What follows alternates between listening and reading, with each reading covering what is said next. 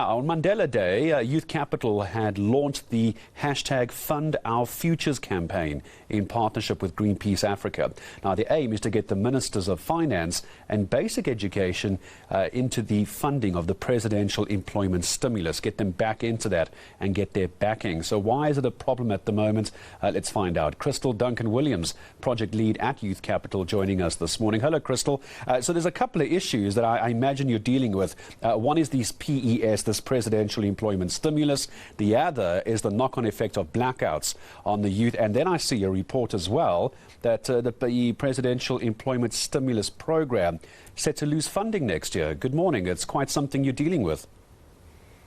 Yeah, good morning. So the presidential employment stimulus was obviously launched as a response to COVID, and funding for that was due to run until 2024.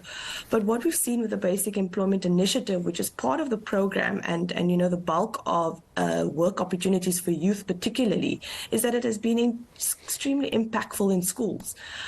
We know that the Pearl study that recently came out showed that 8 in 10 grade 4 learners cannot read for meaning. And what we hear from schools and from learners and from young people is about how they're being in school and providing extra hands and support in the classroom is really having a positive impact on learners, as well as giving young people a first work experience. And in the economy, we find ourselves where jobs are scarce. Having that first work experience, that first foot in the door, can really change the trajectory of a young person's life.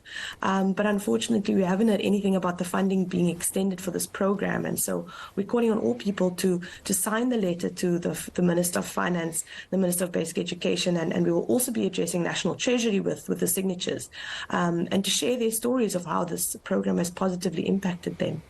And could this not go as high as the President himself, Crystal, as well? If this is the presidential employment stimulus program that's been, it seems, fairly well received over the years, would you like to go as high as the President, perhaps?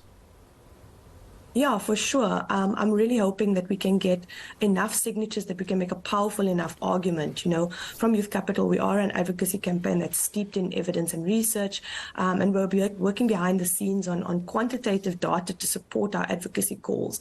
But what we really need now is the voice of the people who are directly impacted. You know, that is young people, but as I said, it's also learners, it's parents of learners seeing improvements in reading, it's schools saying we really need the support. And you can do that by signing the letter. And you know, if we can get enough signatures, we can make a really powerful case.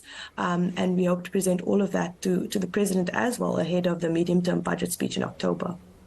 Give me a sense of numbers then about the kind of employment opportunities, the number of young people employed, or as you say, at least getting your foot in the door. How many are we talking since its inception, and what sort of sectors are we talking about, Crystal? Sure. So Youth Capital's work has focused on the Basic Education Employment Initiative, which, you know, has created upwards of 500,000 opportunities for young people as education assistants.